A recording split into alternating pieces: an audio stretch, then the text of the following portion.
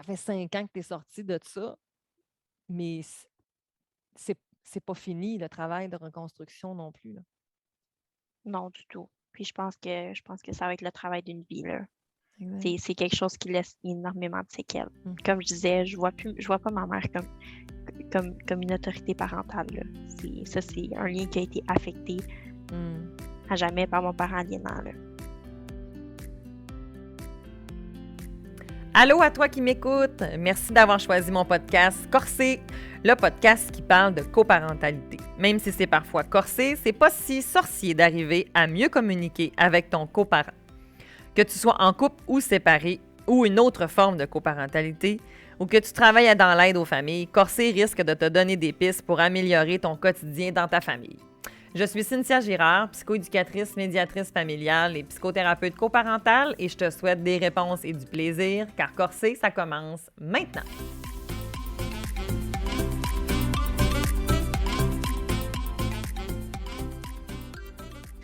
Bonjour à tous!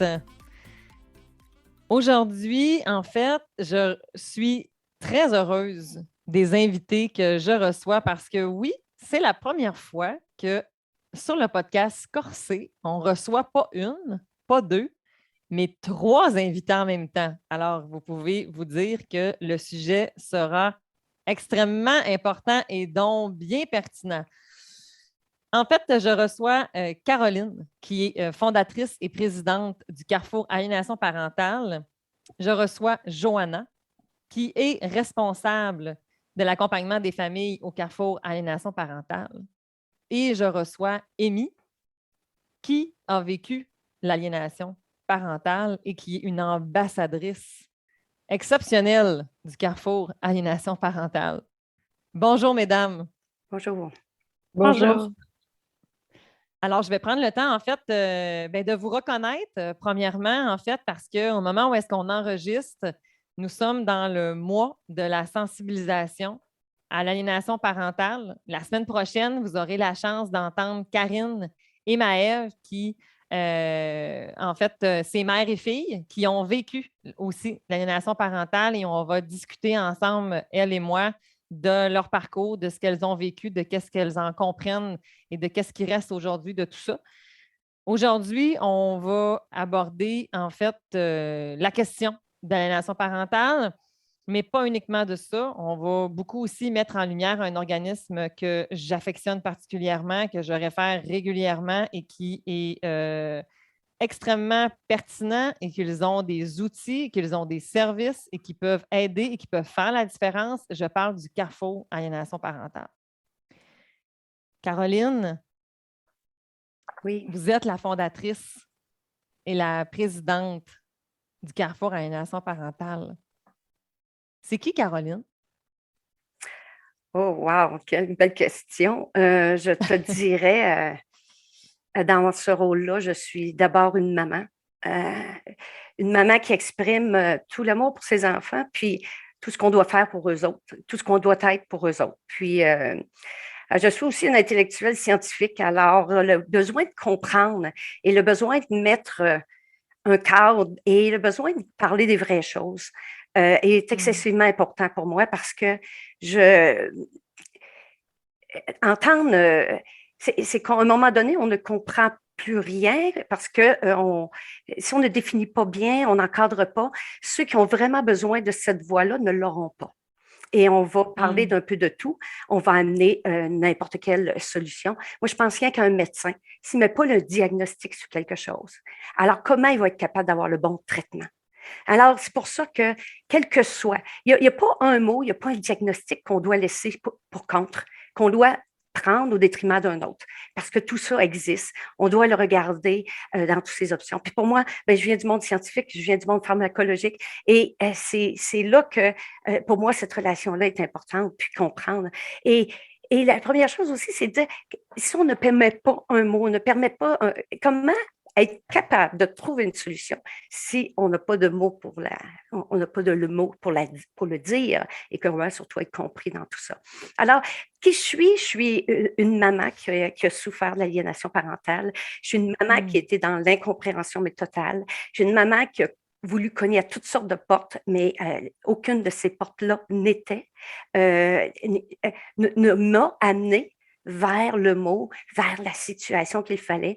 Et c'est une maman qui s'est retrouvée à l'international, à assister de conférences, à avoir des groupes de soutien en ligne à l'international et pour être capable d'être compris, de sentir que j'étais pas tout seul et d'avoir du soutien. J'ai pas compris pourquoi on n'avait pas ça au Québec. J'ai pas compris pourquoi je devais dire le mot, pourquoi ce mot-là ne pouvait pas être dit, nommé. Alors, c'est toutes ces étincelles-là qui ont fait que je me disais, Carrefour aliénation parentale, le mot, on doit le nommer pour être capable de maintenant d'apporter des bonnes solutions. Wow! Ça parle de vous, mais ça parle aussi de la puissance de l'organisme, hein, dans le fond. Wow! Joanna, de votre côté, qu'est-ce qui vous a amené à venir à l'épisode de Corsé, d'accepter mon invitation, en fait, comme Caroline et comme Émy? En fait, recevoir une invitation à discuter de l'aliénation parentale, de sensibiliser la population, on ne peut pas refuser ça. C'est tellement important, comme disait Caroline, de nommer cette problématique-là, de la comprendre. Et moi, au Carrefour, j'accompagne les familles et je connais leur détresse. Je suis exposée à ça sur une base régulière. Je sais qu'ils ont de la difficulté à trouver des services, à trouver une oreille attentive aux difficultés qu'ils rencontrent à la fois avec les intervenants ou avec le système, mais dans leur famille. Donc, voilà pourquoi c'est super important d'en parler. Puis, très, très heureuse d'être ici et reconnaissante aussi pour cette invitation. Hein. Merci tellement. Émy, merci d'être là. Ben oui, évidemment. J'imagine que la question, c'est pourquoi je suis ici aussi. Tellement! Hey, hein? Anna Vido. Anna Vido, Oui, belle. J'adore! Ben, dans le fond, moi, je suis maintenant une jeune adulte de 20 ans qui a été aliénée d'environ, on va dire, de 8 à 15 ans. Dans le fond, moi, j'ai rejeté ma maman. Puis, je pense que le meilleur moyen de faire de la sensibilisation pour cette problématique-là, qui est l'aliénation parentale, c'est d'entendre les enfants qui l'ont vécu en parler, parce que la première victime de ça, c'est vraiment l'enfant. Oui, il y a le parent ciblé, il y a la famille aussi, mais c'est vraiment l'enfant qui est mis de l'avant, c'est l'enfant qui va avoir des séquelles pour le reste de sa vie. Moi, j'ai des séquelles. Puis, on n'en entend pas assez parler parce que l'enfant, il est très culpabilisé à travers ça. Puis, je pense vraiment que c'est le meilleur moyen de sensibiliser, que ça vienne de la bouche des enfants, que ce n'est pas un choix qu'on fait. Tellement. Puis c'est important ce que tu dis parce que de faire des recherches sur les enfants qui ont vécu l'aliénation parentale, c'est pas une petite affaire. C'est parfois complexe. Il y en a très peu. Il y en a une aux États-Unis qui avait déjà été faite sur Have a Voice, Have a Choice, Not a Choice, pardon. Mon anglais est plus ou moins super. Mais on a peu. Puis ce qui mentionne dans cette étude-là, c'est à quel point les enfants veulent être vus, veulent être entendus, veulent être crus, mais jamais veulent choisir, hein, dans le fond. Puis qu'ils se retrouvent coincés justement entre leurs parents. Émy, on aura la chance dans quelques minutes de parler un petit peu plus de ton histoire. On va fonctionner en fait aujourd'hui sous forme de discussion, comme l'a dit Joanna. Je vais lancer une question.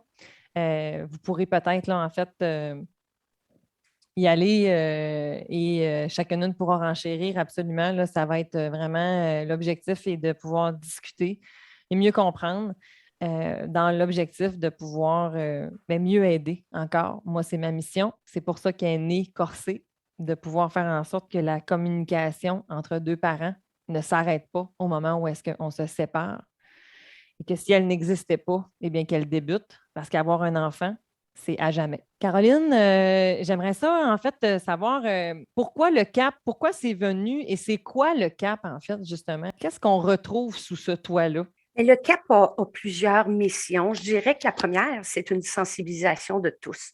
Il y a tellement d'acteurs qui jouent et que c'est pas rien que le parent, puis l'enfant, puis les deux parents, là. Il y a l'entourage, il y a le système, il y a l'école et c'est l'affaire de tous. l'aliénation parentale. On a tous un enfant dans notre entourage qui fait probablement partie d'une famille en coparentalité ou qui a des situations. Et en parler, savoir ce que c'est déjà semer une graine pour permettre de dire, d'avoir un regard différent de ce que l'on voit. Parce que souvent, l'aliénation parentale, ce n'est pas ce qu'on voit. Ce qu'on Absolument. voit, ce n'est pas ce qui est nécessairement. Alors, il faut vraiment changer de perspective pour regarder la situation. Maintenant, après la sensibilisation, c'est bien beau, mais on se dit, hey, minute, là, ouais, OK, on a besoin d'un stade un petit peu plus profond et l'éducation. Mais l'éducation vient encore là du parent. Qu'est-ce qui se passe? Qu'est-ce que mon enfant vit? C'est extrêmement important parce que tout ce qu'on fait en tant que parent ciblé, disons parent rejeté, a de l'impact automatiquement, même si ta vie est en parallèle, même si tu n'as même peu de contact avec tes enfants. Tout ce que tu fais, chaque petite chose, c'est une graine que tu sèmes. Et ce jardin-là va fleurir avec le temps, mais il faut savoir quoi faire, il faut savoir comment le faire, quand le faire, puis surtout savoir ce que l'enfant vit. Il faut aussi reconnaître qu'on a besoin d'aide, on n'est pas toute seule, alors tu ne restes pas toute seule chez vous. Tu vas dans les groupes de soutien. C'est pour ça que le CAP veut rassembler ces parents-là pour qu'ils comprennent. Mais on a aussi un rôle d'éducation auprès des professionnels, des premiers intervenants à ces familles-là. Il faut qu'ils soient les premiers. Il ne faut pas attendre d'être devant un juge là, pour qu'il se passe de quoi. Pour que le juge décide pour ta famille à toi. C'est presque impensable quand on pense à ça. Moi, je me dis, qu'est-ce que la justice vient faire là-dedans? Elle arrive beaucoup trop tôt dans le processus ou on met un mot beaucoup trop tard. Et donc, grand rôle de prévention. L'éducation, c'est aussi de la prévention. Et la troisième mission que je dirais du CAP, c'est l'intervention, l'accompagnement que Joanne a fait. Ça, vous savez quoi, c'est la bouée de secours pour tous les parents.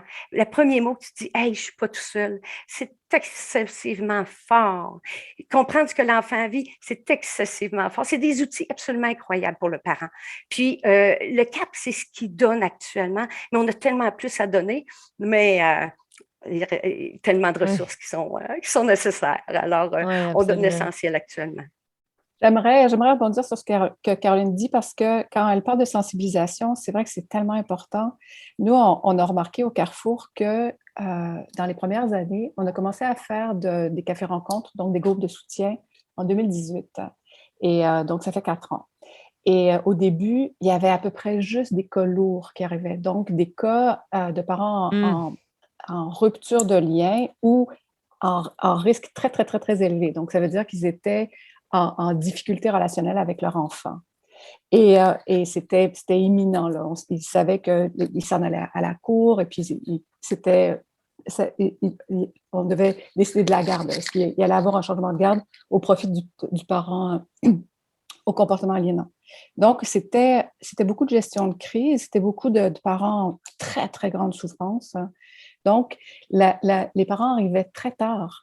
Et comme le système n'est pas formé, comme les intervenants ne sont pas formés pour reconnaître ça, il y avait beaucoup de rupture de lien. Aujourd'hui, on remarque que les parents au Carrefour arrivent beaucoup plus tôt.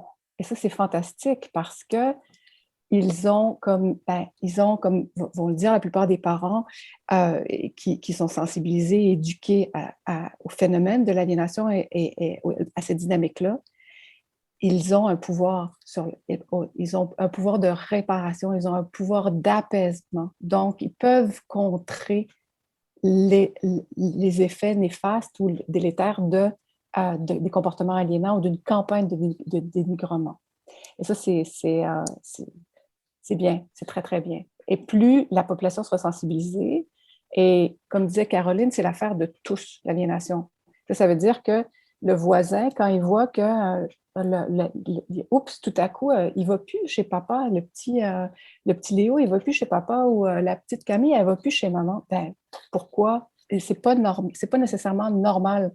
Et il faut que tout le monde puisse poser un regard critique sur ces ruptures de liens-là, ces conflits de loyauté si sévères que la réponse à un conflit parental ou un conflit familial, c'est ben, éliminer l'interlocuteur, donc éliminer un des deux parents.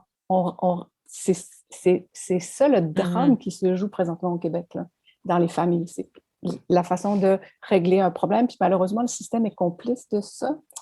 On minimise beaucoup. Les parents nous le disent au Carrefour. Il n'y en a pas de problème, tu sais. À 10 ans, 12 ans, 14 ans, ben, il va revenir. Tu sais, il va revenir chez toi quand ça va être tenté. Là, il faut respecter respecter ses Oui, besoins. le fameux besoin Donc, versus ses désirs, ce fameux faux choix. Et les mythes, Bien et sûr. les croyances populaires, c'est incroyable. Là, il faut il faut les défaire un après l'autre parce que nous-mêmes, là, on n'a jamais vécu ça, là, puis même avant, mettons-nous avant, là, dans un regard où on ne connaissait rien de ça, puis on voyait quelque chose. Hey, les doutes, hein, le doute, il est fort. Hein. Oh, il a bien dû faire de quoi. L'enfant peut-il vraiment choisir? Rémi, de ton côté, La fameuse question. comment tu as connu le Carrefour, mais justement, on a cette discussion-là. As-tu l'impression que tu as vraiment pu choisir? Premièrement, comment j'ai rencontré le Carrefour, en fait, c'est eux qui sont venus vers moi. Ma maman les a contactés, puis ils ont parlé un petit peu avec eux. Puis ma maman leur a donné mes coordonnées sans me le dire. Puis j'ai reçu un appel un jour. Puis j'étais comme, ben oui, je vais aider. Parce que moi, à ce moment-là, j'avais 18 ans, donc c'était quand même assez derrière moi, là, cette histoire-là. Sinon, pour revenir sur la question, si c'est un choix, non, ce n'est pas un choix. Un enfant qui est mis dans cette situation-là fait ça par instinct de survie parce que n'importe quel enfant au monde a besoin de l'amour de ses deux parents. Puis ce qu'on est capable de voir dans une dynamique d'aliénation parentale, c'est que le parent aliénant, il va mettre des conditions à son amour. Donc l'enfant, en sachant très bien que le parent qu'il doit cibler et rejeter, en sachant très bien que pour ce parent-là, l'amour est inconditionnel, il va le faire parce qu'il sait que le parent va toujours être là inconsciemment quand même. Puis comme ça, il s'assure d'avoir l'amour conditionnel de son parent aliénant. Toi, de ton côté, justement, comment tu as vécu ces conditions-là? Comment ça se matérialisait? Comment ça se passait? Dans le fond, moi, mes parents se sont séparés, j'avais 1 an et demi. Puis du point que je me souvienne, mon père a toujours eu des propos désobligeants envers ma mère. Moi, je pense que ça a été la base de tout, là. C'est tout le temps des propos négatifs, tout ce qui venait affecter l'image que j'avais de ma mère, dans le fond. Jusqu'à un moment, je la voyais à travers ses yeux à lui, là, mon père. Puis du jour au lendemain, les comportements aliénants là, se sont vraiment empirés. Puis là, son but, c'était vraiment de me séparer de ma mère. Puis moi, dans l'espoir que ça devienne moins lourd, tout ça, parce que c'est très lourd pour un enfant de tout le temps avoir des commentaires désobligeants sur la moitié de lui-même. Hein. Donc, en espérant que ça cesse, j'ai commencé à peut-être un petit peu plus rentrer dans son jeu, lui rapporter des faits qui n'étaient pas nécessairement véridiques. Puis là, je voyais que c'était un petit peu plus léger. Lui, ça venait remonter son estime à lui que je fasse ça. Donc, moi, en pensant que ça allait cesser, ben, ça allait juste empirer. Jusqu'à ce qu'à un moment donné, je ne savais plus qu'est-ce qui était la réalité puis qu'est-ce qui était de la fiction. Puis c'est ça, éventuellement, parce que c'était plus facile, j'ai décidé d'aller rester chez mon père. Puis à ce moment-là, je n'ai pas vu ma mère pendant quelques mois, sauf pour lui écrire des messages vraiment haineux que mon père lui dictait. Quand tu me dis, Amy, que tu avais qu'au début, tu trouvais ça difficile, puis qu'une année, tu t'es mis à rentrer dans le discours, dans le fond, de papa, de donner, en fait, de ramener du contenu avant, dans le fond, avant ça. Est-ce que, dans le fond, c'est vraiment une question que je me demande là ici, c'est est-ce que, dans le fond, tu essayais de convaincre papa, des fois, en disant comme non, mais c'est pas comme ça que ça s'est passé, puis non, maman, elle n'est pas comme ça, puis c'est pas comme ça. Ou t'étais pas là. As-tu été dans ce passage-là que pas tous les enfants vont aller, hein? Oui, il y a certains faits que j'essayais de peut-être rectifier un petit peu là, quand que je voyais que c'était pas nécessairement la vérité. Ou sinon, moi, il y a des fois que j'essayais de pas répondre, j'essayais de pas rentrer dans son jeu, mais ça marchait pas, ça fonctionnait pas. Il était juste de plus en plus insistant. Donc, je me suis vite rendu compte que la seule manière que j'avais d'arrêter un petit peu ces attaques-là, parce que aussi ces attaques, ils se retournaient un petit peu contre moi là, quand il y avait des commentaires désobligeants envers ma mère. Ça pouvait être par contre, ah, t'as l'intelligence à ta mère, tu sais, n'importe quoi pour venir vraiment dénigrer la partie de moi qui me venait de ma mère, là. Donc, pour faire c'est ça, c'est vraiment là que j'ai commencé à lui rapporter des faits, soit qui n'étaient pas véridiques ou des faits que je savais que lui, il allait pouvoir, tu sais, comme un petit peu bâtir son cas là-dessus, là. Mais tu as lâché finalement, dans le fond, parce que toi, c'était comme tu avais, c'était pour un peu avoir la paix, d'essayer d'avoir comme, je peux-tu souffler? Je peux-tu Oui. être chez vous? Puis je peux-tu être chez eux sans avoir une espèce d'enquête? Exactement. J'essayais aussi pendant un certain temps d'éviter le sujet complètement là, de ma mère parce que je savais comment ça allait tourner si on partait là-dedans. Euh, donc, pendant un certain moment, je dirais, pendant tout mon primaire, là, tu sais, j'essayais de rectifier les faits un peu, là, j'essayais de comme, essayer d'éviter un petit peu tous ces comportements-là. Puis, c'est vraiment du jour au lendemain que lui, il a comme vu un événement, il a pris ça, puis c'est là qu'il a été capable, dans le fond, de rentrer dans ma tête puis de tout chavirer. C'est vraiment avec un seul événement précis, là. Mais il y avait eu plusieurs pions de placer bien avant. Hein? Exactement. Au Carrefour Aliénation, en fait, là, j'entends qu'il y a des cafés-rencontres. Mais qu'est-ce qu'il y a d'autre comme service et qui peut aller cogner à vos portes? Puis quelle offre de service vous avez? Je dirais que tout le monde peut venir cogner à notre porte. C'est sûr qu'on essaie, avec les ressources qu'on a, de concentrer en groupe et tout. On a des demandes, mais de partout, autant des professionnels que des organismes communautaires, que des parents, que des grands-parents, que de l'entourage, que de l'école. On est appelé à faire des conférences. On a fait des conférences au niveau d'associations, on a fait des conférences au niveau des directions d'école, on a fait des conférences au niveau d'organismes communautaires. Et les organismes communautaires, ça va être au niveau des intervenants et parfois c'est au niveau de leur propre clientèle. Alors, je veux dire que le Carrefour s'est bâti avec les demandes. On savait que la demande serait grande, mais tout au-delà de ce qu'on pensait et de toutes les sortes de demandes. Je pense qu'on n'a pas dit non à grand-chose depuis le début parce qu'on trouvait ça trop important, d'être capable de dire tout ça, c'est important. C'est tellement dur de prioriser actuellement et c'est un petit peu c'est un petit peu c'est à double tranchant tout ça, mais il n'y a pas une demande qui est pas importante actuellement. Ça, c'est la beauté des organismes et le couteau tranchant de l'autre côté. Oui, c'est ça. Mais même le parent aliénant, nous autres, ce qu'on veut, là, c'est que les enfants cessent de souffrir pour des choses comme ça. Ce qu'on veut, c'est que les parents, toutes, on entende ça et on se dit, moi, je le fais-tu? Et ou est-ce que je suis victime de ça? Parce que l'aliénation parentale, des fois, c'est une guerre souterraine. Il y a une guerre souterraine que tu ne vois pas. Peut-être des petits pics de temps en temps qui sortent, mais c'est anodin parce que tu auras une petite anecdote, c'est quand tu mets toutes les pièces ensemble que tu as l'image d'un tout un casse-tête, là. Mais c'est d'une façon rétrospective, souvent qu'on peut le dire, pour le parent qui est dedans. Mais des fois, c'est le regard de l'entourage qui dit « Hey, il y a quelque chose qui m'agace ou il y a quelque chose que… » ça, là, c'est une clochette aussi que si tu peux être si quelqu'un de l'entourage t'entend des mots d'adulte dans la bouche, t'entends que l'enfant change pour le tout ou change son comportement d'un parent à l'autre, que l'enfant, tous ces comportements-là, bien, seulement d'être capable de glisser le Carrefour, de glisser une petite note pour prendre le temps là, de s'éduquer, ça ferait déjà peut-être une grande différence pour bien des enfants. Absolument. Joanna, qu'est-ce que ça fait une responsable de l'accompagnement des familles au Carrefour? Ça accueille les familles, ça accueille les parents qui cherchent à comprendre ce qu'ils vivent. Principalement, je pilote les groupes de soutien, donc les cafés-rencontres, et les médias, ce qu'on appelle les médias infos. On offre différents moyens où les parents peuvent venir discuter de leur situation et pour comprendre ce qu'ils vivent.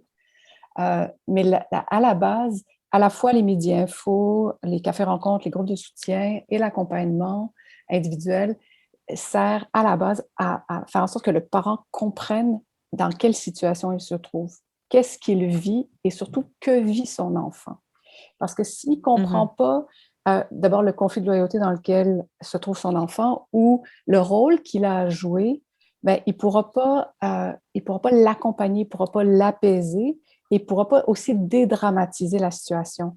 Parce que malheureusement, les parents qui sont dans une situation dans une dynamique d'aliénation parentale, donc s'ils sont ciblés par un désir d'exclusion parentale, ils vont réagir très fortement. Ils vont se justifier, ils vont résister aux attaques que l'enfant rapporte. Donc, ils vont rapporter un petit peu la parole du parent ou de l'impression que le parent a. Parce qu'un parent, Caroline le dit, mais il y a des parents qui ne savent même pas, ne réalisent pas qu'ils sont aliénants. Et ils peuvent avoir des comportements tellement soutenus au niveau d'un rejet de l'autre parent que l'enfant porte ça et peut en venir à choisir son camp, même s'il n'y a pas un désir d'exclusion parentale. La forme ultime de l'aliénation, c'est l'exclusion parentale. C'est ce désir de sortir l'autre parent pour toutes sortes de raisons. Que ce soit parce qu'il y a un parent qui a de la difficulté à vivre la séparation. On rencontre ça quand même assez fréquemment au Carrefour. Il y a des séparations et, par exemple, un parent va être en relation fusionnelle avec son enfant et avoir de la difficulté à admettre que la famille ne se vit plus, la dynamique familiale ne se vit plus de la même façon. Donc, 100% du temps chez moi. Alors, le parent va induire sa peine ou sa difficulté de séparation. Et puis ça, c'est des comportements aliénants. D'autres vont refaire une nouvelle cellule familiale, ne voudront pas se badrer de la coparentalité, puis des échanges de garde, les horaires, gérer les vacances et tout ça. Et ils vont... La complexité de la coparentalité. Exactement. Et là, ils vont tranquillement s'approprier l'enfant. Donc, c'est pas tant contre l'autre parent, mais que c'est pour moi. Donc, moi, je veux te garder avec moi. Puis l'enfant, ils vont quand même, ce parent-là qui veut s'approprier l'enfant va tranquillement arriver à dénigrer l'autre cellule familiale. L'enfant va choisir son camp. Bref, quand les parents viennent au Carrefour, il y a beaucoup de parents qui sont, au début, et ça, c'est assez remarquable parce que les parents discutent entre eux aussi. Des fois, il y a des groupes où on est plusieurs, il y a plusieurs parents, donc ils vont échanger leur expérience. Ça va leur permettre d'abord se décharger aussi, parce qu'ils sont chargés de tellement de peine, de confusion, de colère aussi. Et donc, ils vont se sentir moins seuls, ils vont comprendre ce qu'ils vivent vraiment, ce dans quoi ils sont pris, ce que vivent leurs enfants. Ils vont devenir plus indulgents aussi face à leur enfant. Parce qu'un parent qui se fait rejeter par son enfant, qui revient après un retour de garde, admettons, hein, et que l'enfant a plein de reproches à faire à son parent, mais n'importe quel parent normalement constitué va dire « Hey, wow, là, un instant, tu ne me parles pas sur ce ton-là. Va réfléchir dans ta chambre, puis quand tu te seras calmé, tu viendras me parler. » Mais quand il fait ça, il ne permet pas à l'enfant de se décharger du poison qu'il a ramassé durant le séjour chez l'autre parent. Beaucoup de parents étaient... ça n'a pas d'allure, là, il y a 12 ans, il y a 14 ans, elle est assez grande pour comprendre, ça n'a pas de sens, tu sais. Donc, il participe, il travaille avec la raison, alors que ça ne se passe pas au niveau de la raison. C'est bloqué, là, au niveau du cœur, puis ça monte plus après, tu sais. Serais-tu d'accord, en fait, de dire que, en fait, c'est que dans le fond, c'est quand on vit de l'aliénation parentale, c'est que le développement peut être brimé. Ce qui veut donc dire que l'âge développemental, ce n'est pas tout le temps une référence. Tu sais, qu'au niveau de la maturité, au niveau émotionnel, mais l'enfant n'est pas nécessairement à son âge chronologique, là. Il ne comprend pas les choses nécessairement avec la même capacité non plus. Non plus, mais le problème est encore plus basique que ça. C'est la prison émotive dans laquelle ils se trouvent. Ils vont figer. Puis Amy, elle pourrait certainement en parler parce que il y a un piège ici parce que les enfants pris dans une dynamique d'aliénation parentale développent des mécanismes où ils compensent. C'est des super brains, les enfants qui Amy, c'est une super brain. À l'extrême, en fait. Puis, c'est fou. Eh oui. Ben, c'est parce qu'ils sont tellement sursollicités, ils développent des mécanismes d'évitement, des mécanismes de réponse. Puis c'est que ça fait, comme leur instinct est totalement bafoué, on leur dit, tu es supposé de rejeter ton parent A, mettons. Tu devrais rejeter ta mère, tu devrais rejeter ton père. Puis comme disait Amy, c'est quand même une partie d'eux-mêmes. Ça, c'est comme la moitié de leur patrimoine génétique, là. Alors, l'instinct, il dit non, non, non, non. Moi, je veux pas comme. Il résiste au début à ça. Puis après, ben, c'est parce qu'il est sursollicité au niveau cérébral. L'hypervigilance est au maximum. Exactement, c'est ça, l'hypervigilance. Donc, ils ont un discours très. C'est ça bluffe beaucoup les intervenants parce qu'ils ont un discours très mature, très, très mature. Ah, mais il est mature, cet enfant-là. Elle est tellement mature, elle sait ce qu'elle veut. Ça fait, on a une jeune fille au Cap qui a 15 ans qui a témoigné au Carrefour. Pendant 50 ans, elle a rejeté sa mère. 5 ans de temps. Et c'est sûr que les intervenants disent, elle sait ce qu'elle veut. Son discours est cohérent. Alors, on va lui donner ce qu'elle veut. On va donner la garde aux parents aliénants. Oui, donc c'est ça. Donc, les parents, c'est important pour eux qu'ils comprennent ce que vivent leurs enfants, puis qu'ils apprennent à les apaiser, puis donc diminuer l'effet de l'aliénation, finalement, de cette campagne de dénigrement ou cette injonction paradoxale de rejeter un de ses parents. Absolument, justement. Moi, j'aimerais ça. Oui, vas-y. J'aimerais ça rebondir là-dessus, justement. Tu sais aussi, oui, les enfants qui sont dans cette position-là, bien, premièrement, il faut comprendre qu'on leur demande de devenir. Le parent aliénant demande à cet enfant-là de devenir un adulte beaucoup trop vite. Beaucoup trop vite. L'enfant, il n'y a pas d'enfance dans le fond. Moi, j'en ai pas eu d'enfance. Tous les enfants non plus. Puis aussi, l'enfant, pour faire plaisir aux parents aliénants, il va apprendre, il va observer, il va apprendre tout ce qu'il faut qu'il dise. Il va apprendre, dans le fond, à manipuler un peu, là, si on veut. Puis, ça va être pareil avec les intervenants. Il sait quoi dire, il sait comment dire. L'enfant va devenir hyper... désolée de l'anglicisme, là, j'ai oublié c'est quoi le mot, mais il va devenir très self-aware de comment il doit être pour faire plaisir au monde puis pour se sortir des situations. Puis aussi, il va se confondre, il va être en confluence. Il va se fondre, il va se fondre dans l'autre pour s'adapter à qui j'ai affaire. Oui. Donc ça c'est quand même, c'est comme on dit un super brain, là, c'est quand même quelque chose pour un enfant d'être capable de faire ça, mais il y a aussi d'autres aspects que l'enfant, il va être sous-développé, là, comme l'intelligence émotionnelle. C'est juste une façade. Il n'y en a pas d'intelligence émotionnelle, cet enfant-là. Il a de l'air d'en avoir une, mais il n'y en a pas. Puis aussi, il y a beaucoup de mots d'adultes dans la bouche de l'enfant. Donc, il a de l'air mature, mais ce n'est pas ses mots à lui, c'est les mots du parent aliénant. Absolument. Tellement juste ce que dit Amy, puis pour corriger un petit peu les anglicismes, c'est des cerveaux super performants. On va laisser faire le terme anglais. Et oui, c'est vrai, donc l'hypervigilance, tous ces mécanismes-là qu'ils développent, et c'est exactement ce qu'Amy décrit qui se passe chez l'enfant. Puis c'est vrai que tu notes que l'enfant n'a pas d'intelligence émotionnelle. C'est très dangereux de laisser un enfant pris là-dedans, dans ce rôle-là qu'il est appelé à jouer. Là. Ça se fait aussi jusque dans la vie d'adulte. Là. Et justement, Amy, qu'est-ce que ça donne à l'âge adulte de calculer chaque coup d'en avance pour être capable de voir venir? Qu'est-ce que ça donne, ça, aujourd'hui? Ben, ça donne des relations qui sont pas très authentiques. Ça donne que tu te coupes de tes émotions, puis tout reste dans le fond superficiel. Moi, j'ai été diagnostiquée avec des troubles de la personnalité qui découlent directement de ça, dont 2 troubles de la personnalité relationnelle, donc limite et évitante, puis un anxieux, donc un trouble de la personnalité obsessive-compulsive. Donc, c'est vraiment, dans le fond, moi, ce que ça m'a montré, c'est que faut que j'aie le contrôle sur tout, sinon quelque chose va aller mal. Donc, ça, c'est l'anxiété.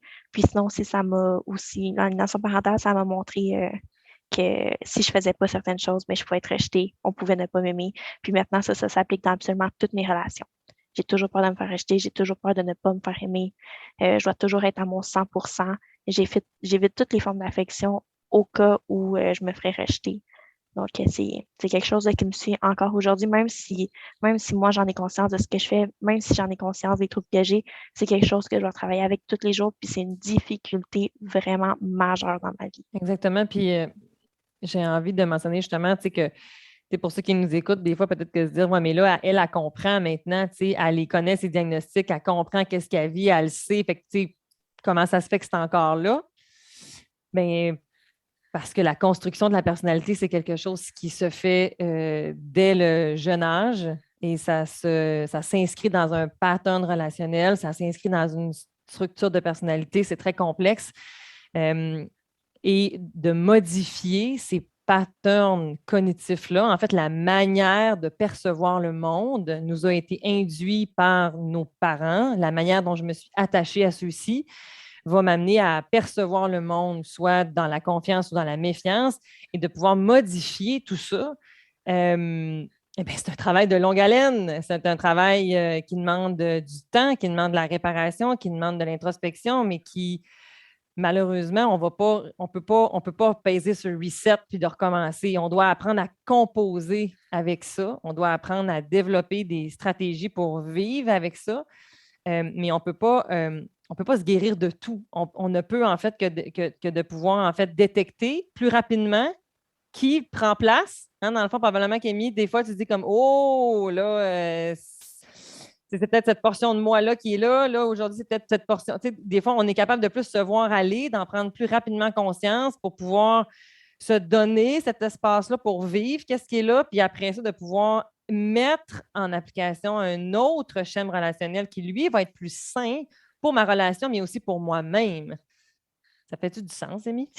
C'est tellement ça, tu l'as tellement bien expliqué. Et c'est un long, long processus. Hein. C'est quelque chose qui doit se reconstruire. Amy, tu as juste 20 ans, tu ne sais pas combien de temps ça va te prendre, mais c'est quelque chose qui risque de t'accompagner, que tu vas avoir avec lequel tu vas devoir composer. Mais oui, puis c'est épuisant, là, pour être honnête, c'est très épuisant. Mais tellement, puis l'accompagnement, c'est par, oui, différents professionnels, mais des fois aussi, on ne va pas rentrer là-dedans aujourd'hui, je vais faire une mini parenthèse, je le referme tout de suite, mais des intervenants, chacun a ses spécificités. Puis pour travailler la structure de personnalité, c'est un psychologue que ça prend. C'est la psychothérapie. C'est ça, qui va amener, je veux dire, chacun a ses puis ça n'enlève rien au travail d'un travailleur social, d'un psychoéducateur. Je veux dire, chacun a ses spécificités. Et ça aussi, en tout cas, moi, ça fait partie des choses que j'ai besoin de pouvoir des fois partager, que plus on va comprendre aussi, parce que ce n'est pas juste un intervenant. C'est lequel que j'ai besoin dans cette situation-là. Caroline, comment tu l'as dit tantôt, hein, avant de pouvoir mettre le bon diagnostic, de pouvoir mettre le bon doigt sur le bon bobo pour pouvoir, après ça, avoir le bon traitement. Hein, si j'ai un problème dentaire et qu'on m'envoie en orthopédie, porte la chance que ça ne fonctionne pas. T'sais. Puis en même temps, Joanna, que tu dises, tu as comme ramené l'âge que Amy avait, puis pendant 3 secondes, je me suis dit, c'est vrai, elle n'a que 20 ans. Quand tu parlais, Amy, tu sais que tu as appris à être un adulte vite. Pendant 3 secondes et quart, j'ai oublié que tu avais 20 ans. Tu as l'air d'en avoir bien plus que ça avec la manière dont tu parles. C'est... Ben, ça, c'est un mécanisme de défense aussi. Comme je disais, c'est une façade. Aussi, de la manière que je parle de mes émotions. Si j'analyse mes émotions, j'ai pas à les ressentir. Bien sûr. On est conscient de ça, les enfants aliénés. On n'a pas le droit, quand on est aliéné, on n'a pas le droit d'avoir une identité, on n'a pas le droit d'avoir une personne qui est propre à nous. Il faut prendre les idées, les paroles, tout de notre parent aliénant, on devient une marionnette. Tellement. Puis après ça, c'est pareil pour les émotions. Si on n'a pas d'identité, comment on est capable de gérer nos émotions? Fait qu'on le fait pas. Absolument, absolument. Il y a un autre volet au rôle que l'enfant prend, c'est, Amy disait qu'ils deviennent des adultes très rapidement, mais ils deviennent aussi souvent le parent du parent aliénant. Donc, on est dans une dynamique de parentification. Puis ça, c'est très important que les intervenants le comprennent, le voient, parce que l'enfant, il est appelé à protéger son parent aliénant, qui a des comportements aliénants. Il répond à son besoin.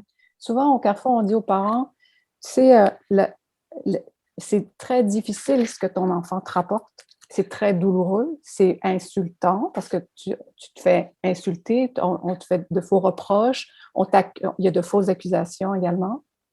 Mais dis-toi que ce n'est pas contre toi qu'il le fait, mais c'est pour l'autre parent. Donc, l'enfant qui est pris dans une dynamique d'aliénation parentale va répondre aux besoins du parent aliénant. Donc, c'est du parent qui demande à ce qu'il soit favorisé finalement. C'est sa mission, en fait. Comment? Oui, puis aussi, le parent aliénant, là, il vient vraiment élever l'enfant à son niveau à lui. Donc, on n'a comme plus la hiérarchie parent-enfant. On a vraiment comme deux égaux. Puis ça, c'est pas sain dans le développement d'un enfant de se faire inculquer ça, là. Oui, effectivement. Amy, dans ton balado à toi, en fait, tu parles en fait que ton père comparait des fois votre relation justement à une relation qui peut être comme conjugale, hein? C'est ça, hein? Oui, pratiquement, là, on était plus comme des partenaires. C'est comme si il venait vraiment m'élever à son niveau, puis on avait une mission ensemble, là. On parle d'un enfant, dans le fond, qui est comme, qui a comme justement cette espèce de mission-là, en fait, mais comment est la relation avec maman? Pour moi, Mhm. ben, ça va bien. C'est long à reconstruire.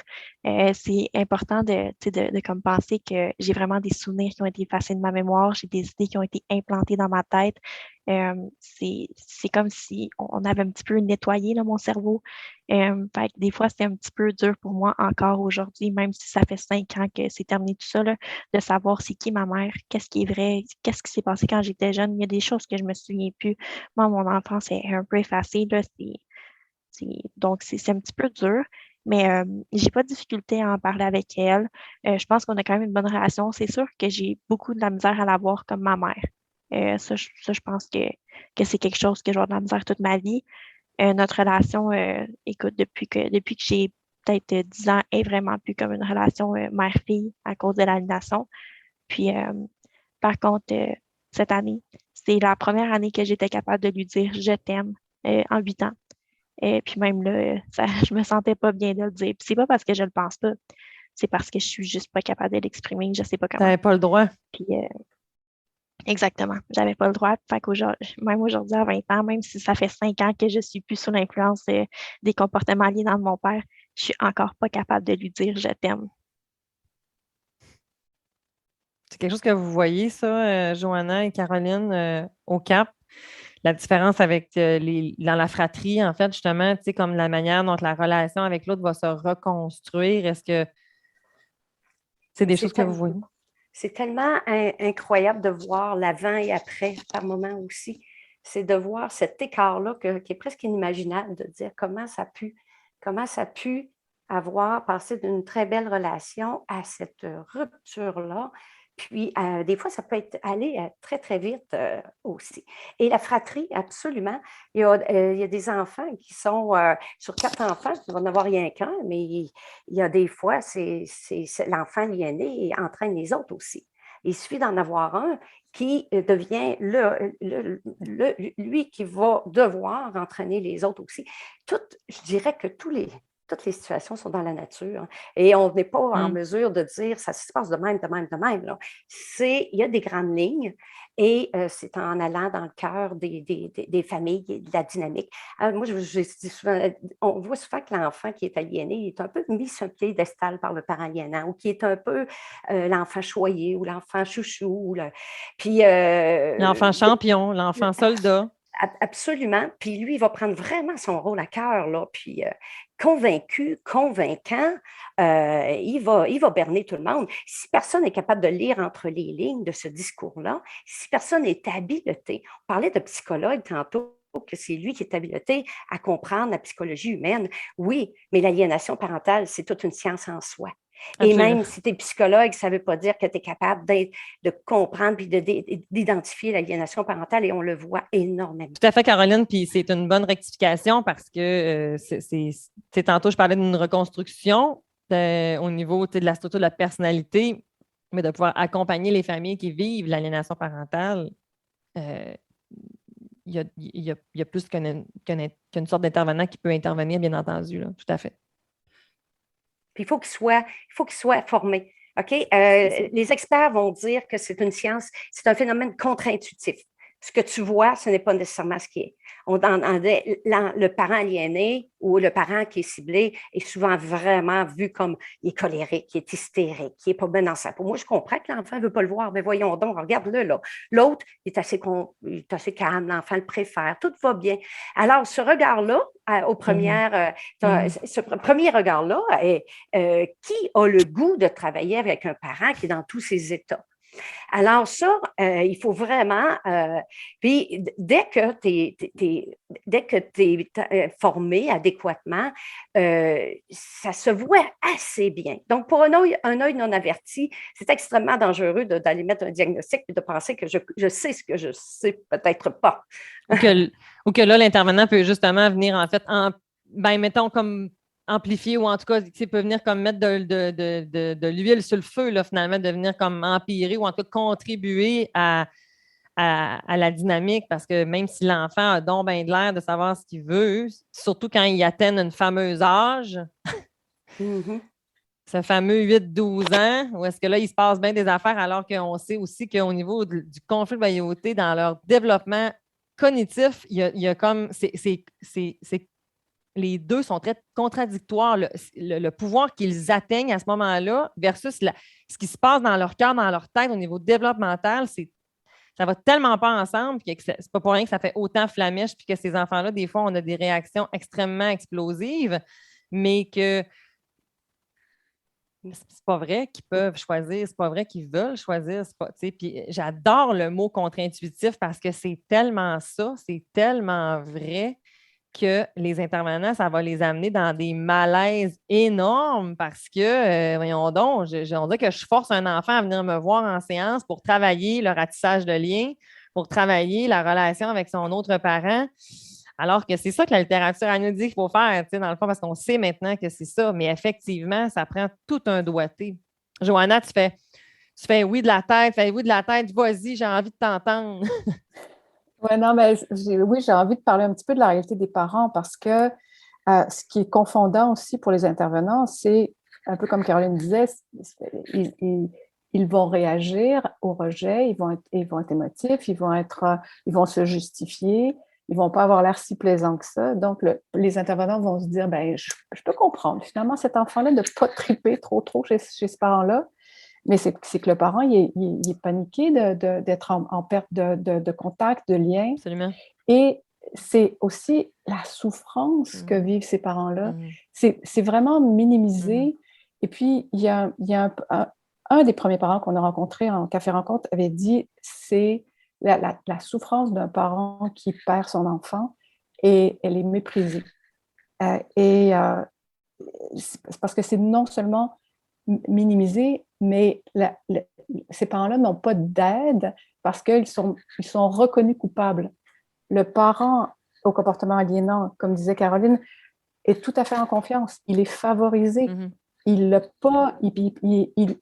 panique pas, lui. Il s'exprime calmement, puis c'est pas moi, c'est le choix de mon enfant. Il faut respecter le rythme, il faut respecter mon enfant, il faut respecter ses désirs. Il est mieux chez nous, il n'est pas bien chez maman ou chez papa. Et de l'autre côté, l'autre parent, les baguettes en l'air, qui se débat, mais qui est en souffrance terrible. Et un parent qui perd son enfant, puis il y en a que c'est vraiment du jour au lendemain, des retours de garde, des retours de relâche, des retours de vacances d'été. C'est incroyable le nombre. Il y a des moments, c'est quand même assez charnière. Et du jour au lendemain, ce parent-là se retrouve avec une maison vide où la fratrie est séparée. Parce qu'il y a énormément de cas où on voit qu'on sépare la fratrie sans réfléchir nécessairement aux conséquences que ça fait pour toute la famille. Mais imaginons un enfant qui perd, un parent qui perd ses deux enfants ou un enfant unique. La maison est vide, la chambre, elle est toujours habitée. Des jouets, des vêtements, des toutous de l'enfant. Et là, tout à coup, l'enfant ne revient pas. Et c'est incompréhensible pour le parent parce que oui, il comprend qu'il il y avait de la gestion de conflits dernièrement. Plus ça allait, plus il y avait de la difficulté au retour de garde, mais il y avait un lien d'attachement, il y avait une relation avec cet enfant-là significative. Les traumatismes que vivent les parents en situation d'aliénation parentale, des chocs post-traumatiques. On est en train, au Québec, dans la société, de se magasiner des soins, des interventions psychosociales et dans le futur terrible. Si on continue à accepter que ça se passe de manière aussi qu'on banalise autant ces ruptures de liens-là et la séparation de la fratrie. Et nous, on a vu au Carrefour une demande exponentielle dans les dernières années. C'est sûr qu'avec la COVID, je ne sais plus c'est quoi les chiffres, 500% d'augmentation, 300%, 500%, peu importe, c'est énorme. On ne fournit pas la demande, mais on voit que c'est une réponse sociale aussi, ça. Je suis en conflit.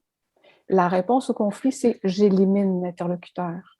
Et si on fait un parallèle avec ce qui se passe dans la société, bien, la polarisation des débats, on choisit sur un Facebook, camp. On choisit un camp puis on flush. Si on élimine. Si on est nuancé, on n'est pas branché. Ben, malheureusement, mais ça crée des fractures, ça fait créer une fracture sociale très importante.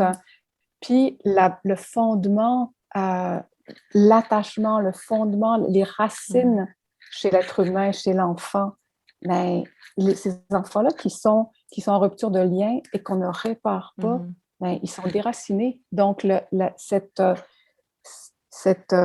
fondation chez l'enfant, la famille, cette fracture familiale-là également. Je rêve d'une recherche qui va nous permettre de démontrer le lien entre l'aliénation parentale et le développement des troubles de personnalité. On n'a pas d'études qui nous le nomment encore, mais la semaine prochaine, Maëve aussi, elle, est en train de développer, tu sais. Moi, je pense que justement, juste dans la définition de qu'est-ce que c'est un trouble de la personnalité, si admettons, tu prends le trouble de la personnalité limite, tu développes ça en réponse à un traumatisme. C'est comme ça que tu développes un trouble de la personnalité limite. Puis l'aliénation parentale, c'est une sorte de violence familiale, c'est un traumatisme. Donc, juste là, on peut le faire, le lien. Il n'y a pas d'études, mais juste là, c'est quand même assez clair. Non, effectivement. Mais les recherches, ça vient aider justement à nommer plus fort le message. Effectivement. Oui, effectivement. Je peux nommer une étude aux États-Unis qui a été faite parmi 17 000 jeunes universitaires qui ont vécu. C'est un questionnaire de 10 questions. Ça s'appelle les ACE Study, ACE Study. Donc, c'est Adverse Childhood Events. Puis, c'était seulement 10 critères, OK, une étude, mais ils demandaient voir s'ils avaient vécu. Donc, on parlait, d'abus psychologiques, d'abus physiques, divorce des parents.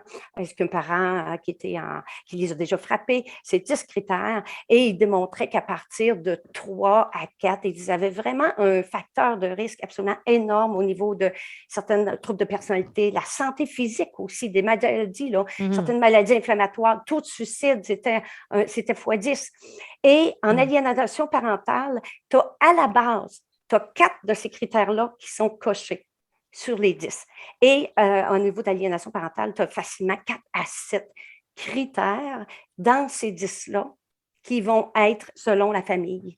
Donc, déjà là, sans partir du point aliénation parentale et partir du point trouble de personnalité unique, mais développement de la santé globale de l'enfant, on a déjà des petites pistes de recherche sur lesquelles on peut amener des éléments, puis au moins appuyer certains.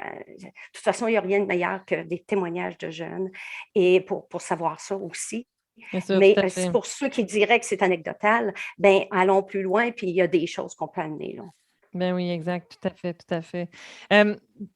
J'aimerais ça, en fait, tantôt, Johanna parlait de justement la souffrance, en fait, du parent qui est rejeté, qui est ciblé. Amy, comment ta mère réagissait quand tu arrivais à la maison? Est-ce que ce que Johanna dépeint, est-ce que toi, c'est comme ça que ça s'est passé aussi pour toi ou ça a été différent? Écoute, moi, je la voyais, là, la souffrance à ma mère. quand j'arrivais puis que je lui lançais tout, que j'invalidais absolument tout ce qu'elle faisait. C'est sûr que, tu sais, elle prenait mal. Ma mère, elle a pas connu le CAP, donc elle n'avait pas des outils pour s'aider, mais j'ai quand même été chanceuse d'une manière que ma mère, elle a très bien géré la situation. Ma mère, elle s'est battue très longtemps en cours pour ça. Puis aussi, elle a un petit peu elle a réussi à comme se rendre compte par elle-même que si elle me laissait me décharger puis que dans le fond, elle m'en remettait pas dessus ou elle essayait pas de me recadrer tout de suite, des choses comme ça, mais que ça passait mieux. Euh, Puis il y a une anecdote que j'aimerais ça partager parce que je m'en souviens encore aujourd'hui, là, 8 ans plus tard. Il y a un soir, pendant que j'allais à l'école de chez mon père, je retournais chez ma mère des fois à la fin de semaine quand on a comme un petit peu recommencé à prendre contact. Puis un soir que je suis arrivée là-bas, puis on s'est chicané. Donc j'ai fait ce que je faisais à chaque fois. J'ai appelé mon père dès qu'il est arrivé chez lui pour qu'il revienne me chercher. Puis j'ai dit, je suis pas capable de rester ici, maman, je m'en vais. Elle m'a dit, c'est correct, je suis pas fâchée, je comprends. Mais moi, ça m'a fait dire, elle comprend, elle est capable, elle est peut-être pas méchante, elle est pas fâchée après moi. Elle m'aime pareil. Puis après ça, l'autre fois d'après, ben, c'était comme d'habitude, tu sais, elle m'en a pas reparlé. Puis ça fait juste, dans le fond, enlever la pression de l'enfant parce que l'enfant, il est tout le temps sous pression là, dans cette dynamique-là. Puis c'est ça qui est important pour le parent qui est rejeté de faire, permettre à son enfant de relâcher de la pression parce qu'il ne peut pas faire ça chez le parent aliéné. Il n'y a pas la place pour faire ça. Puis moi, je le voyais, ce que je faisais, que ça blessait ma mère. Moi, après ça me faisait me sentir coupable en retour. Puis même aujourd'hui, je le vois, c'est séquelles à ma mère. Je l'ai invalidée dans absolument tout ce qu'elle faisait. Mon père l'a invalidée dans tout ce qu'elle faisait. Donc aujourd'hui, elle n'a aucune confiance en elle. Tout ce qu'elle fait, elle pense que c'est mal. Les parents aussi qui sont rejetés, ils ont beaucoup de séquelles, là. Absolument, absolument. C'est tellement important ce que tu viens de dire là. Je retiens énormément l'aspect de relâcher la pression parce que, en fait, c'est comme d'être au diapason avec, de faire des attentions, de donner de maintenir le lien, de donner, tu sais, faut garder le lien, faut faire de l'intervention, mais en même temps, c'est de trouver ce juste point d'équilibre, c'est un défi majeur et d'où l'importance d'être accompagné pour pouvoir arriver à faire ça parce que tout seul, ça devient un Vraiment. tsunami, là, en fait, complètement. Mais si je peux me permettre, peut-être pour les gens qui écoutent, pour la sensibilisation, pour ceux qui seraient peut-être dans cette situation-là, où qui sont ciblés et qui remarquent que leurs enfants reviennent d'un changement de garde chargé, juste se rappeler que c'est très important de leur donner cet espace-là pour se décharger. Parce que s'ils sont exposés à une dynamique d'aliénation parentale, ça veut dire qu'ils sont chargés d'un certain poison, ce qu'on appelle, nous, au Carrefour, un poison. Donc, ils sont contaminés. Ils ont besoin de rentrer à la maison et qu'il y ait une espèce de sas de décontamination. Il faut le voir un peu comme ça. J'appelle ça la zone tampon, moi. Exactement, mais c'est comme s'ils sont radioactifs. On leur donne cet espace-là, le sas de décontamination, puis après, on va être capable d'être en relation avec l'enfant. Donc, ne pas le questionner sur ce qui s'est passé. Et si ils sont accablés de reproches, leur donner cet espace de parole-là et se rappeler, s'ils comprennent ce qu'ils vivent, que ce n'est pas contre eux que l'enfant, c'est pas contre eux si l'enfant dit ça, mais c'est pour l'autre parent. Donc, ça participe de la mission consciente ou inconsciente qu'ils portent. Ils peuvent être messagers, ils peuvent avoir la mission de rejeter l'autre parent pour pouvoir vivre avec l'autre parent à temps plein. Donc, accepter reconnaître que c'est pas contre eux, mais c'est pour l'autre parent et leur permettre de se décharger. Et s'ils arrivent à se décharger, ce qu'on remarque au CAP, c'est que plus les parents le font, moins ils ont à le faire. C'est-à-dire que si l'enfant sait qu'il va être en confiance, il va rentrer chez son parent ciblé et il sait qu'il va être accueilli malgré sa mission, malgré le rejet qu'il porte. Donc, il va rester en confiance. Ça va rester un endroit où il va être en sécurité. Hein. De pouvoir devenir le contenant finalement de ce poison-là, mais qu'après ça, le parent doit avoir lui-même son espace pour pouvoir aller décharger ce poison-là parce que s'il le garde à l'intérieur de lui, ça va finir par l'empoisonner, justement, tu sais, dans le fond, et de briser ou d'abîmer cette relation-là. Oui, mais ça, moi, je pense que c'est un message qui est super important. Le parent qui est rejeté, il y a, il y a une phrase qu'on dit souvent, là, c'est qu'il faut mettre son masque à oxygène avant d'aider les autres. Donc, si le parent rejeté n'est pas apte à aider son enfant, n'importe quoi qu'il va faire, c'est sûr que ça aidera pas. Donc, c'est sûr que le parent ciblé, il faut qu'il prenne soin de lui-même, il faut qu'il aille chercher de l'aide pour être capable d'être présent pour son enfant quand que son enfant va être capable, même si ce n'est pas directement de lui demander de l'aide. Parce qu'on s'entend qu'un enfant qui arrive chez son parent rejeté, qui est en colère, qui frappe partout, des choses comme ça, ben c'est une demande à l'aide, là. Absolument. C'est une demande à l'aide. Absolument. Puis, je ne sais pas, j'aimerais peut-être parler des parents en rupture de lien parce qu'on parle beaucoup de ces dynamiques-là, hein, qui action-réaction, mais quand tu es parent rejeté, il n'y en a plus de ça, là. On est à distance, on n'a plus de moyens, enfin, déménager, changer d'école, il n'y a pratiquement plus d'adresse, plus de texto. Comment on reconnecte avec... Parce que l'aliénation parentale, lorsqu'elle est nommée au Québec, c'est comme ça. C'est la rupture de lien. On est nommé trop tard, malheureusement. Depuis le début, avec le CAP, au départ, le CAP a été créé là, dans cet espace-là. Mais les gens venaient, il était dans cette dynamique-là déjà. Mais pour ces parents-là, il y a un message de ne jamais abandonner l'enfant, là. Il a besoin de savoir que vous êtes là, que vous l'aimez, que vous ne l'en voulez pas. C'est des petits coucous. C'est de stimuler le lien d'attachement. Ces parents-là, tu sais, toute la période avant la rupture, c'est un marathon psychologique incroyable. La rupture, c'est une amputation psychologique. Comment je sors de là vivant, comment je survis à tout ça, comment je fais pour faire en sorte que je travaille à partir de ce moment-là sur le chemin de la réconciliation. Et c'est quoi ce chemin-là? C'est quoi les trucs? C'est quoi les outils? C'est qu'est-ce que je peux faire?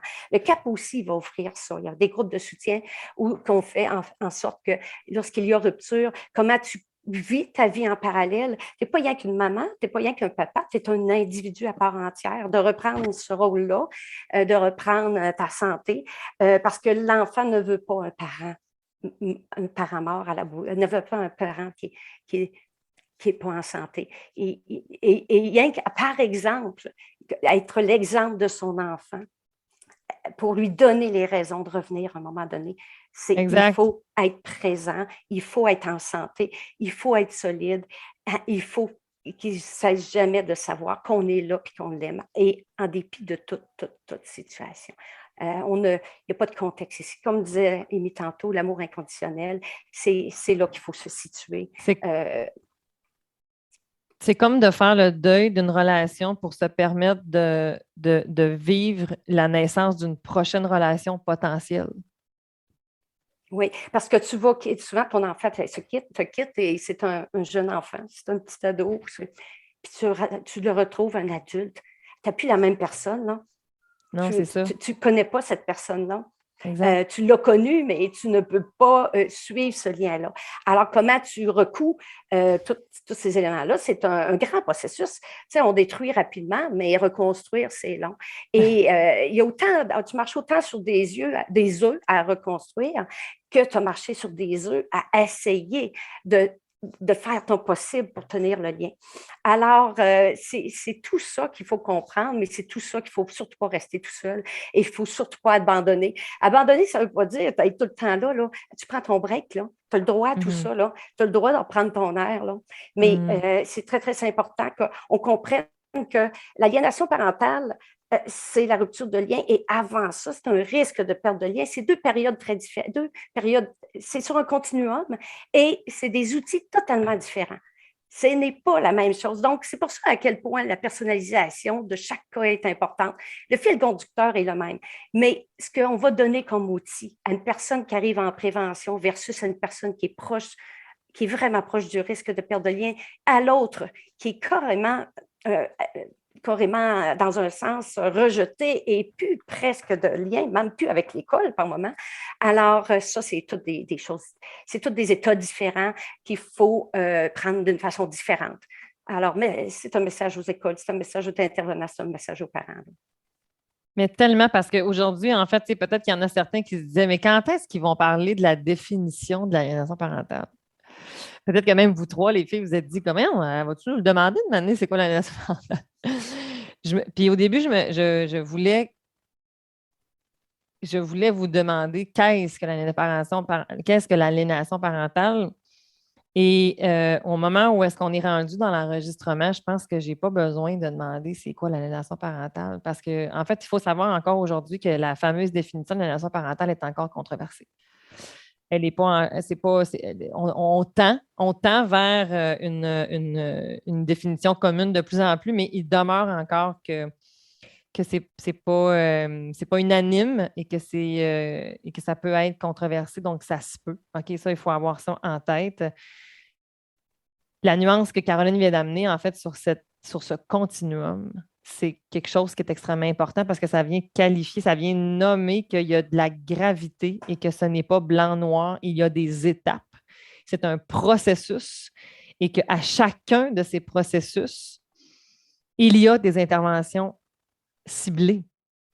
Donc, ça, c'est extrêmement important et que la résultante finale de l'aliénation parentale, c'est la coupure du lien et plein d'autres répercussions chez l'enfant, on s'entend, mais avant ça, il y a plein d'autres choses et ce n'est pas sans séquelles. La semaine prochaine, vous allez voir avec Karine et avec Maëve, ils nous en parlent. Ils ont eu un moment où est-ce qu'ils n'en ont pas eu de contact, mais la relation est actuellement à se retravailler. Et Caroline, comme tu l'as dit aussi, on les voit, ils les voient, les séquelles, ils les voient que le travail il est de longue haleine. Amy, tu nous mentionnes que ça fait 5 ans que tu es sortie de ça, mais c'est pas fini le travail de reconstruction non plus. Là. Non, du tout. Puis je pense que ça va être le travail d'une vie, là. C'est quelque chose qui laisse énormément de séquelles. Comme je disais, je vois pas ma mère comme une autorité parentale, là. C'est un lien qui a été affecté à jamais par mon parent aliénant, là. Joanna, est-ce que tu aurais aimé rajouter quelque chose sur ce que je viens de nommer par rapport à la définition de l'aliénation parentale, sur ce processus, sur ce continuum qui est tellement précieux de comprendre et de ne pas galvauder? Ben, oui, parce que c'est tellement juste. C'est important de comprendre que d'abord, l'aliénation parentale, dans le fond, ça commence avec un comportement aliénant. Puis c'est pas grave s'il y a pas un désir si l'enfant n'est pas instrumentalisé, par exemple. Et si c'est pas fréquent, puis si c'est pas soutenu.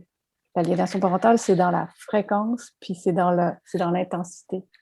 Puis oui, ça commence dès qu'il y a un comportement aliénant. Puis c'est pour ça que la sensibilisation, c'est tellement important, parce que savoir que c'est pas anodin chez l'enfant, pour le développement de l'enfant, pour le sentiment de sécurité de l'enfant. Et des comportements aliénants soutenus et intenses avec une certaine intensité, ben oui, ça va amener l'enfant à jouer un rôle, à devenir un acteur, à devenir le petit soldat, à devenir le champion de son parent. Et ça va résulter ultimement dans une rupture de lien. Si c'est controversé, c'est parce qu'on ne sait pas où on regarde on se fixe où quand on parle d'aliénation. On se fixe seulement dans la rupture de lien et où il y a des troubles psychologiques, où l'enfant hurle et ultra violent. Ben non, ça, c'est des cas. Il y en a très peu de cas comme ça. Mais ça commence, tout le continuum d'exposition, le continuum de violence psychologique, ça se trouve, c'est partout. L'aliénation parentale est partout là-dedans. Donc, oui, c'est important d'en parler, c'est important de comprendre qu'il y a des nuances.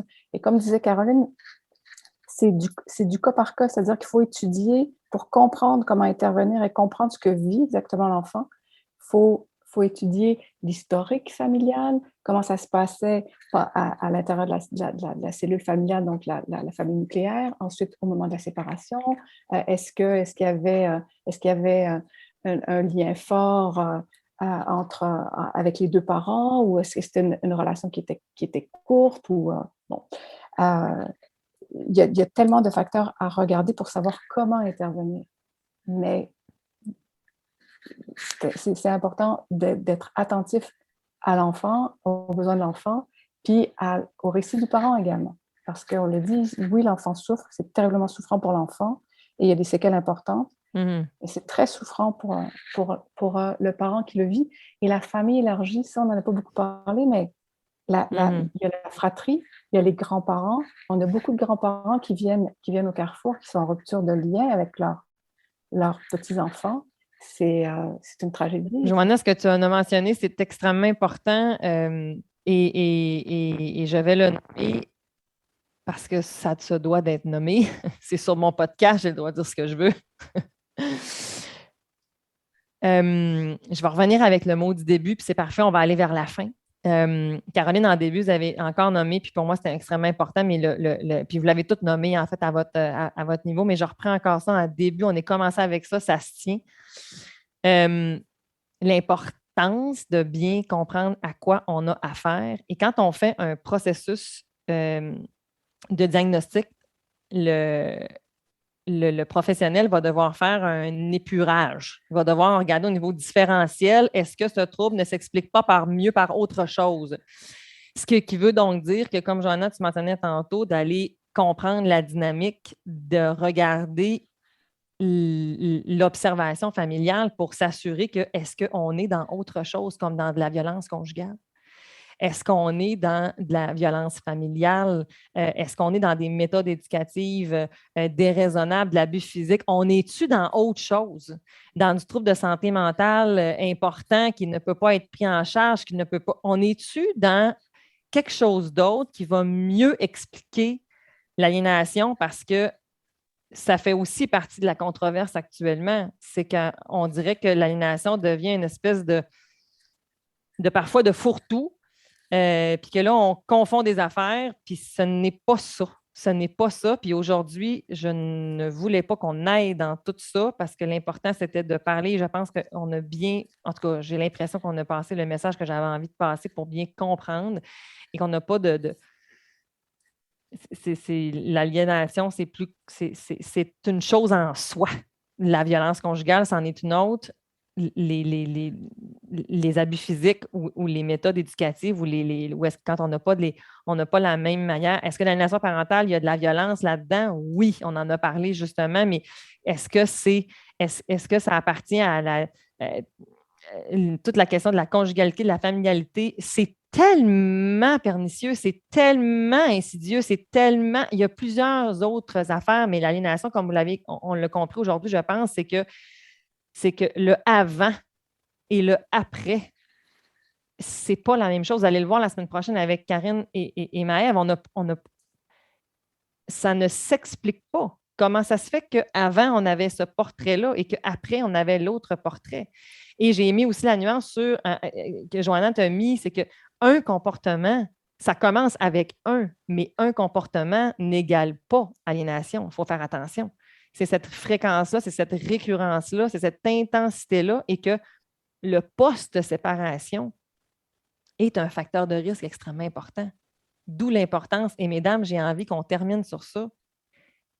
Quelles sont les pistes d'amélioration que société, intervenants, parents, enfants, qu'est-ce qui est bon? Qu'est-ce qui peut être aidant pour réduire, éviter cette manifestation-là?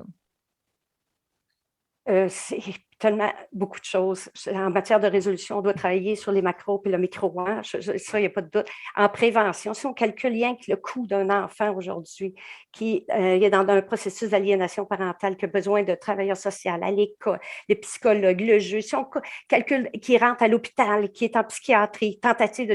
Prenons rien que le coût d'un seul de ces enfants-là. Et on a déjà une raison d'agir. Maintenant, pourquoi on arrive à cet effet-là? C'est qu'il n'y a pas de reconnaissance. Hein? On ne s'entend pas sur la définition déjà à la base. On ne s'assoit pas à la même table de concertation pour parler de violence familiale. Et sous ce chapeau-là, violence familiale, il y a tellement de concepts. Et la formation, on en a tellement parlé aujourd'hui même de la formation. Ce qu'on voit, ce n'est pas ce qui est. Être formé sur cette science particulière-là, elle est obligatoire. Avec ça, on pourrait les prendre tellement, tellement plus en prévention. Et on pourrait tellement, tellement réduire nos coûts de société, nos coûts de santé, tous les coûts. Alors, je vais laisser la parole aux autres aussi parce qu'il y a beaucoup à faire. Tellement, mais j'aimerais ça quand même juste de résumer. En fait, ça va se faire sur du macro. Donc, ça veut donc dire sur le système, sur un enjeu sociétal, mais aussi sur le micro, les intervenants, sur les interventions. C'est ça. Joanna? Oui, formation. Ne pas accepter, ne pas banaliser le rejet d'un parent, ne pas banaliser la rupture d'une fratrie, ne pas accepter individuellement et socialement qu'on règle un conflit en éliminant l'interlocuteur. Ça ne fait pas sens. Et c'est ce qu'on fait avec, c'est comme ça qu'on traite l'aliénation parentale et c'est comme ça, malheureusement, que beaucoup d'intervenants gèrent ça aussi. On va minimiser, puis, ben oui, l'enfant élimine l'autre parent. C'est ça, la rupture de lien. C'est ça, le refus de contact. Et c'est ne pas accepter le cul-de-sac qu'on impose à l'enfant, aux parents rejetés, puis à toute la famille, finalement. Et donner des espaces de parole aux enfants. Et Amy va sûrement en parler, mais il faut aller dans les écoles, il faut en parler, il faut que les jeunes puissent parler entre eux de ce qui se passe dans leur famille. Il devrait y avoir des groupes de discussion dans toutes les écoles, pas nécessairement juste sur l'aliénation parentale, mais quand ils échangent des expériences. Si on prend le programme, le programme Confidence, hein, qui a été mis sur pied et développé par Laurent Filion, hein, c'est extraordinaire. Nous, chaque fois qu'on a des retours sur les enfants qui ont participé à ça, ça donne des résultats fabuleux. Pourquoi? Parce que moi, je ne vis pas ça comme ça, c'est pas normal. Oh, je vois un parent qui a des difficultés, mais ils le rejettent pas. Donc, il y a d'autres façons d'intervenir, il y a d'autres façons d'être en relation. C'est donc d'offrir des programmes, des espaces de parole pour que l'enfant ne se retrouve pas dans qu'on n'impose pas un cul-de-sac. Merci tellement, Amy. Exact, oui. Ben moi, évidemment, c'est sûr que je vais prendre langue des enfants. Hein. C'est un petit peu pour ça que je suis ici, pour nous donner une voix. Je pense que c'est important, parce que c'est clairement pas tous les enfants qui comprennent ça, mais c'est important d'inculquer aux enfants qui ont le droit d'aimer leurs deux parents. Ils ont le droit d'aimer s'ils ne savent pas, déjà là, on vient de réduire nos chances qu'un enfant ait à vivre ça. Mais aussi, il n'y a pas juste à savoir, il n'y a pas juste que les enfants doivent savoir ça, il y a aussi que les intervenants doivent savoir ça. Les intervenants doivent savoir que les enfants ont le droit d'aimer leurs deux parents, puis ont besoin, c'est un besoin fondamental d'aimer tes deux parents. Puis que si un enfant essaie de rejeter un de ses deux parents pour une raison qui ne s'explique pas, donc là, je ne parle pas d'abus, je ne parle pas de négligence, je ne parle pas de tout ça, je parle pour des raisons qui ne sont pas rationnelles, des choses frivoles, c'est pas normal. Puis moi, mon rêve, c'est justement de voir un projet comme ça dans les écoles, où on peut en discuter avec les enfants. Moi, je pense que c'est de là que ça part. Absolument, tellement, tellement. Oh, merci. Puis, puis j'ai envie de mettre, même quand on vit une situation, tu sais, en fait, qu'un parent ait un problème de violence, qu'il y a un problème de toxicomanie, qu'il y a un problème de santé mentale, qu'il y a un problème de négligence, l'enfant, il a le droit de l'aimer. Ce qui veut donc dire qu'il a besoin d'aide pour pouvoir vivre des contacts qui vont être sécurisants, chaleureux, bienveillants, encadrants. Alors, en fait, J'adore. J'adore ce que tu viens de dire. Et Amy, moi, j'ai envie de te lancer un défi. Aujourd'hui, en enregistrant notre podcast, moi, je veux contribuer davantage. Moi, j'ai vécu des formes de violence dans ma vie. Je n'ai pas vécu d'aliénation parentale. Mais parler est ma mission de vie. Pourquoi je fais ce que je fais tous les matins? C'est pour travailler parce que les relations parents-enfants s'améliorent. Fait que j'ai envie qu'on aille cogner dans les écoles. Ça te tente dessus? Ben oui, évidemment. S'il vous plaît. Yes! Alors, Saguenay-Lac-Saint-Jean et ailleurs au Québec, si vous entendez mon podcast aujourd'hui et que ça vous tente de recevoir des gens compétents, passionnés, qui vont pouvoir créer et pouvoir discuter avec vos intervenants, mais surtout vos élèves ainsi que leurs parents, moi, je vais prendre mon drapeau à moi, là, mais moi, puis Amy, ça y tente d'embarquer, mais moi, personnellement, j'ai envie de pouvoir ouvrir la discussion parce que c'est important, parce que les enfants, c'est les adultes de demain, puis demain, c'est hier. Fait que dépêchons-nous d'agir pour avoir un meilleur monde, un meilleur demain. Merci, mesdames. Merci de ce moment magique. Hey, moi, là, j'ai le cœur qui bat, j'ai le goût de brailler ma vie. Là. Je suis tellement dans la reconnaissance. Là, merci énormément d'avoir accepté mon invitation, malgré tout ce flot qu'il y avait actuellement autour de vous à cause qu'on est dans le mois de la sensibilisation. Je pense qu'à la clôture de cet enregistrement-là, on avait besoin de vivre ça. Merci infiniment. Et moi, je voudrais dire merci de m'accorder une voix. Merci. De faire en sorte que ça aille partout. Au niveau des intervenants, au niveau de tout, on voit. Je pense que notre cadeau, on l'a un petit peu après 5 ans de grands défis. Johanna et moi, on travaille d'arrache-pied. Chaque jour ne sont pas. C'est pas un chemin facile. Mais de voir ce qui se passe cette année, de voir cet intérêt-là, de voir les intervenantes comme toi, de vouloir en parler, puis ce projet-là d'école. Et depuis le début, nous autres aussi, on a ce rêve-là de la voix des jeunes. Et Amy nous donne ça.